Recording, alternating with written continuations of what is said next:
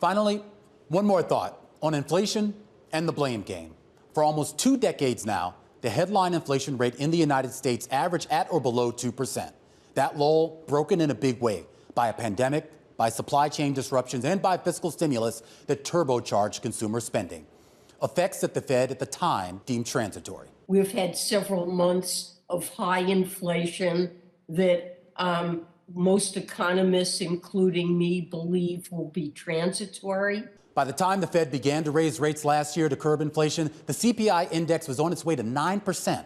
Team transitory benched, and the narrative shifted to the labor market and to employee compensation. As businesses were forced to pay workers more, the legend goes, companies passed those costs on to consumers, a wage growth spiral. There's still a lot of work to do when it comes to wages and getting them down to a tolerable pace of growth that meets the Fed target.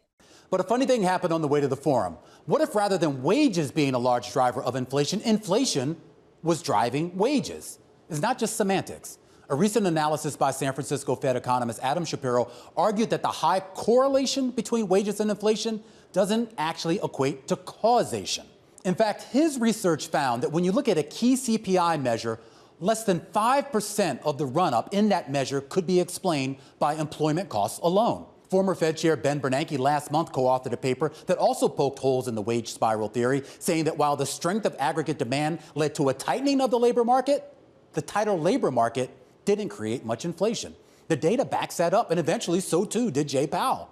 I do not think that wages are the principal driver of inflation. I think there are many things. I think wages and prices tend to move together, and it's very hard to say what's causing what. So what is to blame? Housing, used cars, fiscal stimulus, or is it Beyonce?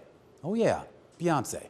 Economists over at Danske Bank in Europe, doing yeoman's work I should add, say they found that a recent resurgence in inflation in Sweden overlapped with the kickoff of Beyonce's Renaissance World Tour at the Friends Arena in Stockholm.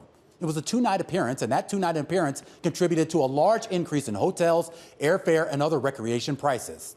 Now, to be fair, the Beyonce effect is likely to be truly transitory, but the tour, it does land this weekend in the Netherlands, and the CPI data for that country is set to be released a couple weeks later. I'm just saying.